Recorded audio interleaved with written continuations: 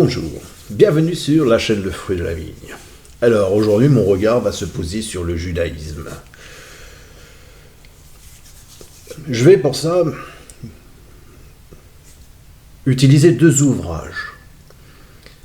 Un ouvrage qui est une traduction du Talmud en français par Rabbi Novix et un autre ouvrage qui est celui des lois et récits de Pessah. Ouvrage de chez Torah Box. Voilà.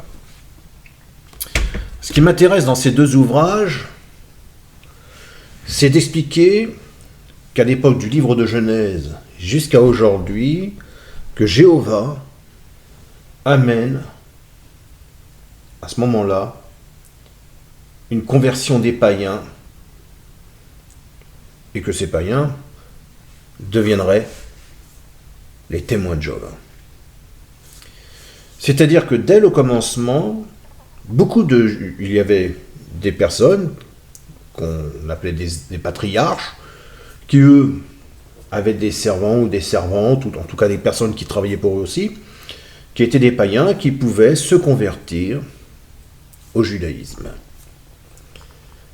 Et ça, je vais le démontrer à partir de ces deux ouvrages.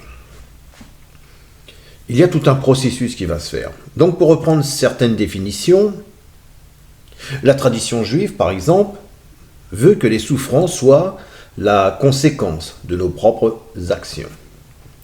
Certains juifs disent qu'il y aura une résurrection. Après quoi, justice sera faite aux innocents qui ont souffert. Le judaïsme kabbalistique, alors moi j'ai ça comme ouvrage, voilà. Donc le judaïsme kabbalistique ou mystique enseigne la réincarnation, un processus qui fournit des occasions répétées d'expier les fautes. Dans la continuité, la conversion au judaïsme représente l'adoption des rites et croyances juives et l'abandon de ses propres usages religieux. Elle implique aussi, au-delà de la religion, le fait de se considérer comme partie intégrante du peuple juif, ce qu'ont fait les païens dès le livre de Genèse. Donc les Écritures sont claires.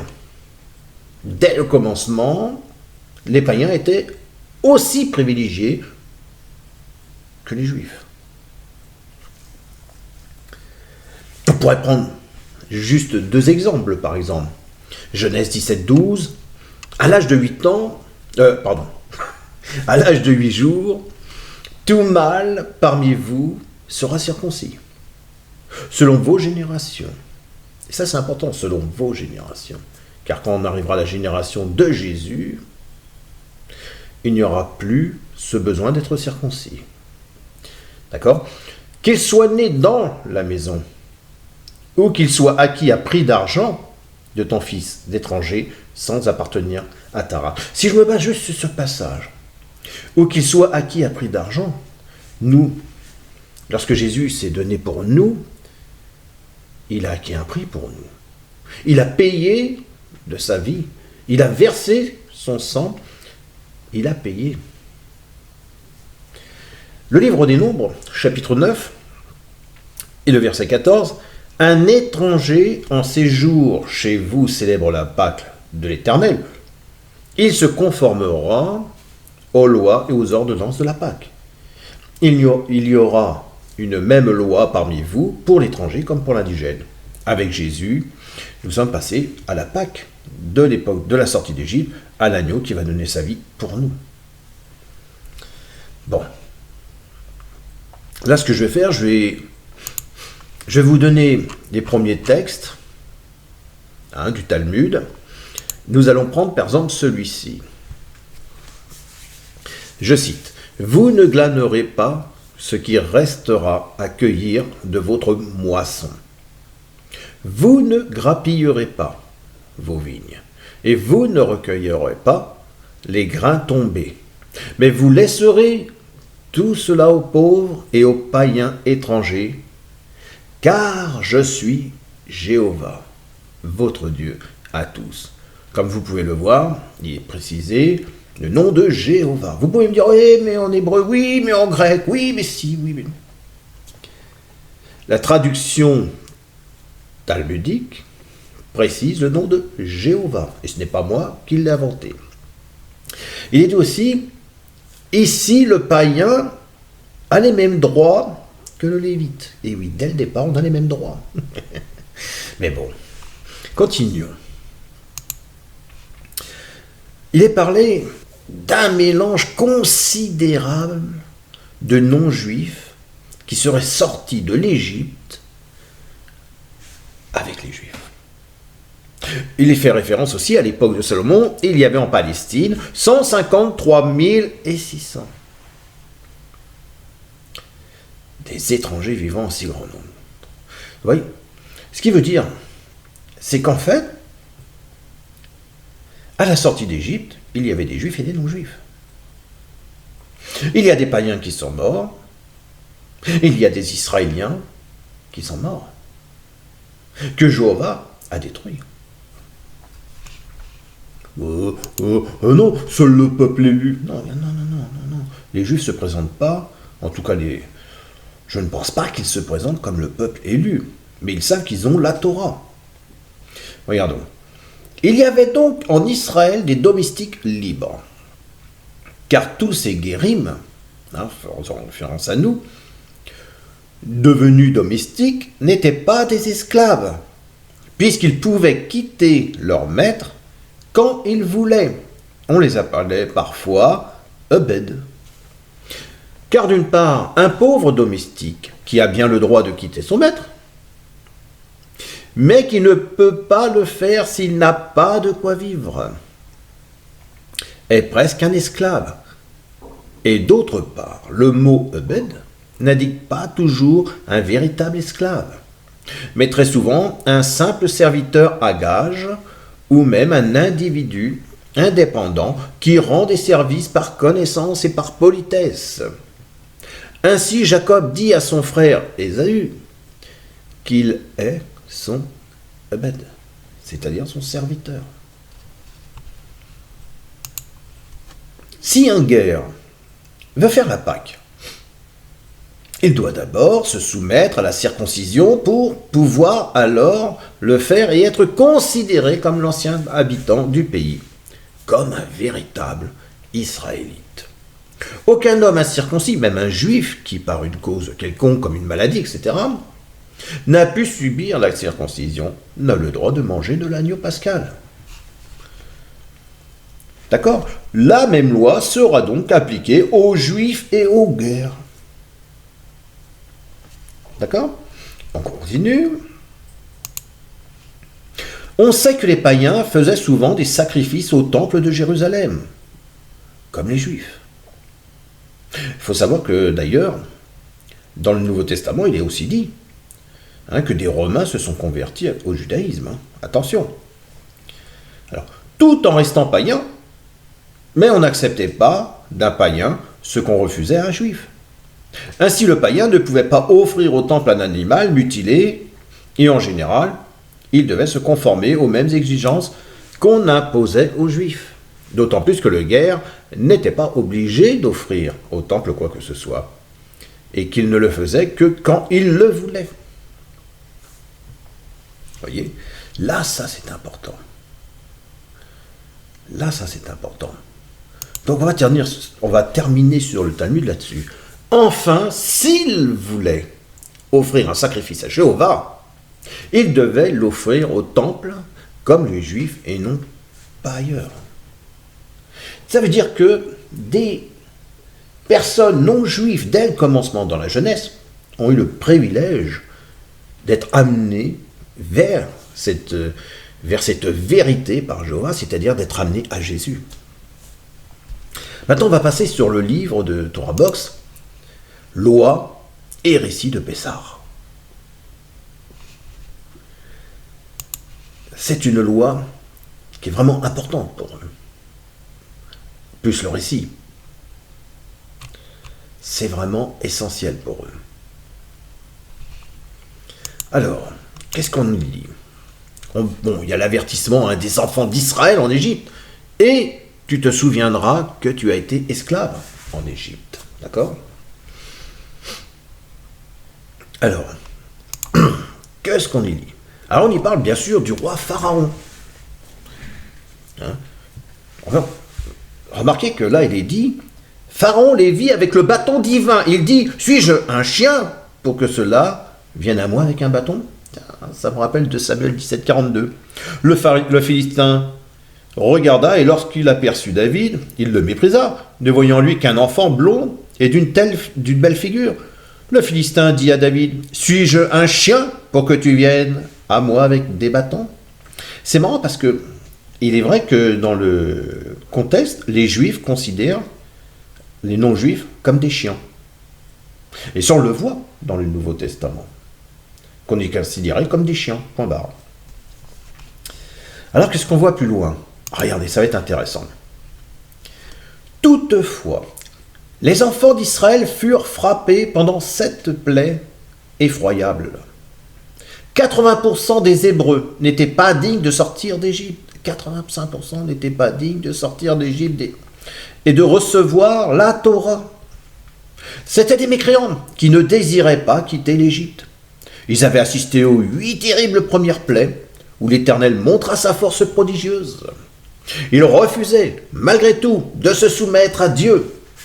L'Éternel voulut les faire disparaître pour que le peuple d'Israël soit purifié. Mais Dieu évita de les frapper publiquement pour que les Égyptiens n'aient pas la possibilité de dire « Nous sommes éprouvés ». Mais les Juifs aussi le sont. Il n'y a donc pas de punition dirigée spécialement contre nous. Pendant les 3 premiers jours de la plaie des ténèbres, c'est-à-dire la 9e plaie, Dieu profita d'anéantir 80% des enfants d'Israël. Certains disent 98% et d'autres 99%.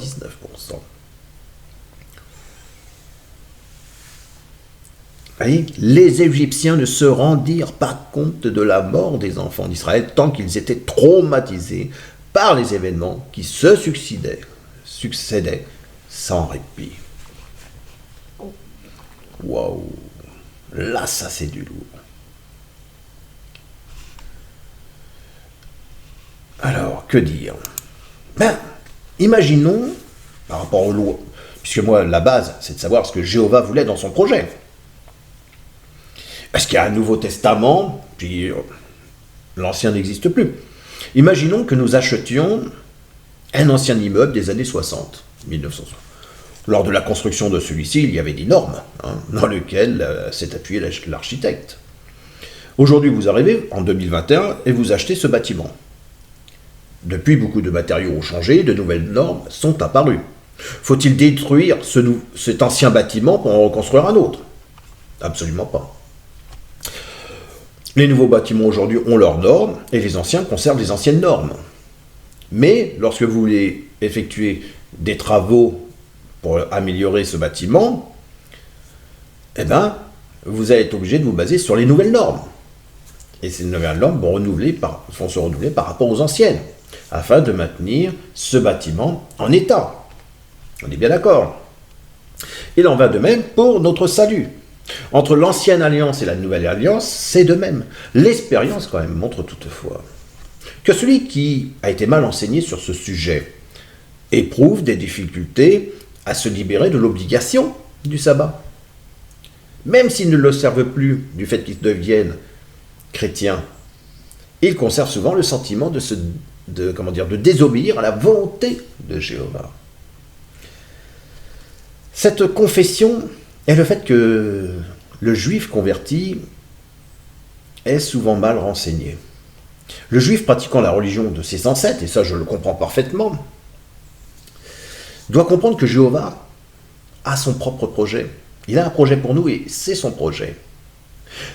Donc quelque part, il est peut-être malvenu de dire qu'il y a un Ancien Testament et un Nouveau Testament. En tout cas, c'est de mon point de vue que je vais vous l'expliquer.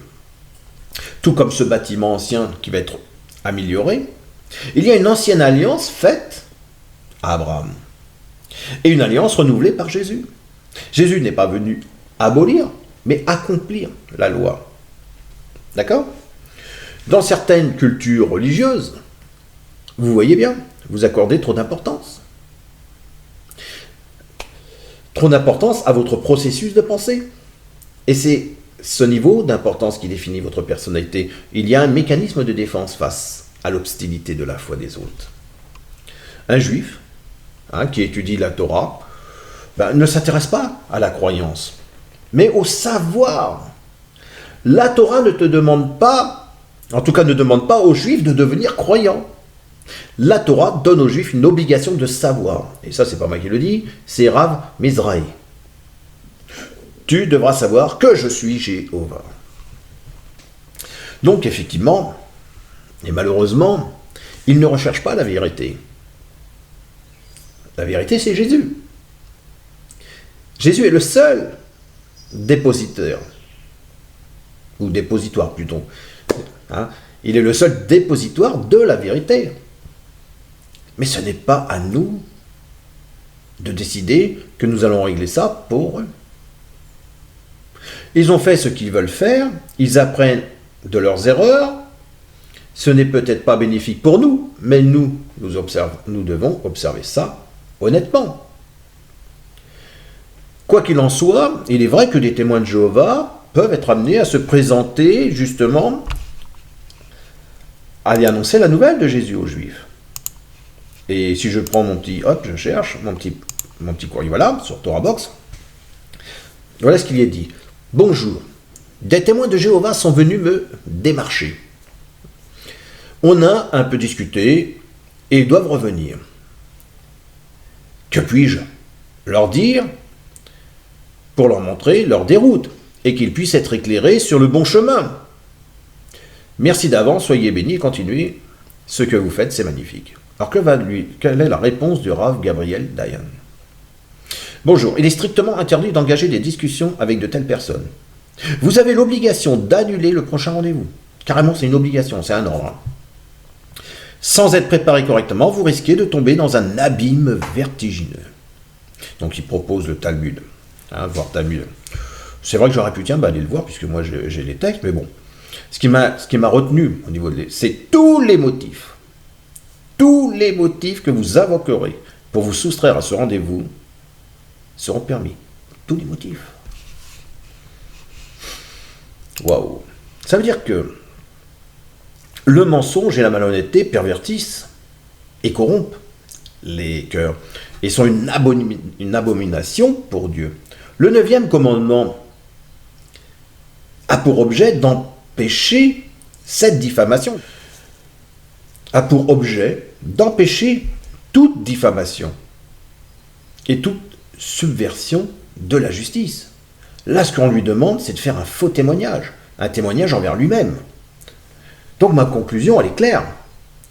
La loi mosaïque qui était faite, qui faisait des Juifs un peuple privilégié, les séparait des païens. Jésus a supprimé cette loi dans le sens qu'il a accompli une fois pour toutes sur le bois cette réconciliation entre Juifs et païens de façon à que chacun d'entre nous serve Jésus. L'intermédiaire avec Jéhovah. Donc il vaut mieux renoncer à soi-même, à la satisfaction de ses aspirations pécheresses, plutôt que de perdre la vie future et de périr dans la seconde mort. Regardez ce que Jésus va dire dans l'évangile de Marc, chapitre 2, verset 27. Puis il leur dit, le sabbat, il a été fait pour l'homme, et non l'homme pour le sabbat, de sorte que le Fils de l'homme est maître même du sabbat. Si je prends la lettre de Jacques, chapitre 9, Jacques, chapitre 2, versets 9, 10, 11. Alors là, c'est important. Mais si vous faites exception de personnes, vous commettez un péché. Vous êtes condamnés par la loi comme des transgresseurs. Car quiconque observe toute la loi, mais pêche contre un seul commandement, devient coupable de tous. En effet, celui qui a dit « Tu ne commettras point d'adultère » a dit aussi « Tu ne tueras point ». Or, si tu ne commets point d'adultère, mais que tu commettes un meurtre, tu deviens transgresseur de la loi. Mais là, qu'est-ce qui s'est passé? La loi te dit que tu dois la faire dans ta totalité. Jésus dit qu'il n'a pas aboli le sabbat. Celui qui veut faire le sabbat, il le fait, mais par contre, il doit le faire dans sa totalité. Et quand tu commences à dire à une personne que tu lui donnes, pour revenir, tous les motifs que vous invoquerez, ça veut dire que tu as le droit de mentir. Mais c'est Satan qui était le père du mensonge, là. Si tous les motifs sont bons, c'est-à-dire ne respecte pas la Torah, ne respecte pas les 10 commandements, puisque par un seul commandement, tu deviens menteur. Tu te mens à toi-même et tu mens à... Non mais, c'est horrible.